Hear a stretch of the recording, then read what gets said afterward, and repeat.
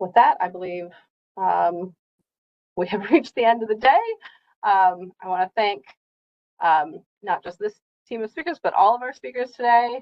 I want to thank our moderators and slide flippers and the whole organizing committee. It is not a small thing to put one of these together.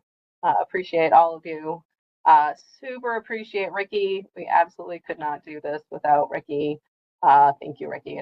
Things have been very smooth technologically today, and I know that's you working like a like a maniac behind the scenes. So appreciate that, and I also want to thank the community for showing up, for continuing to show up to these LSSW sessions. I've said it before, I'll say it again, right? Artemis is not a thing that NASA is doing. It is a thing that we are doing as a lunar science community, and that we can't do it without the whole community. So really appreciate all of you showing up today, and to all of our previous and future LSSWs. This is the most effective way that we can get input from the community, and we really do appreciate and use the input we get from these LSSWs.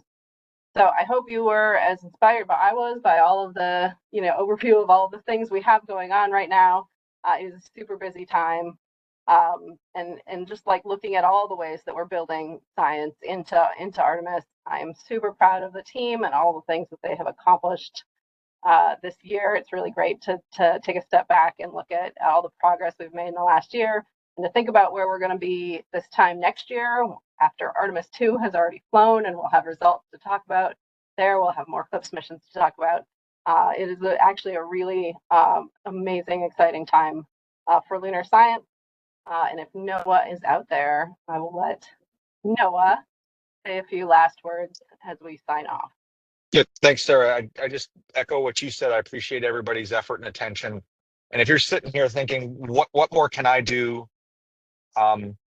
Lunar science, publishing and doing the good work to lay the groundwork for why the moon is such a compelling target for exploration is one of the most important things that this community can continue to do.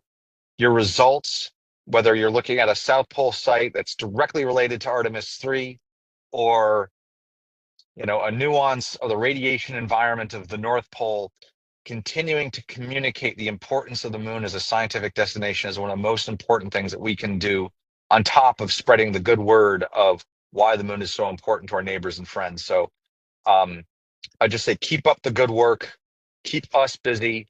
And, like Sarah said, this is the community and ultimately the global community doing this.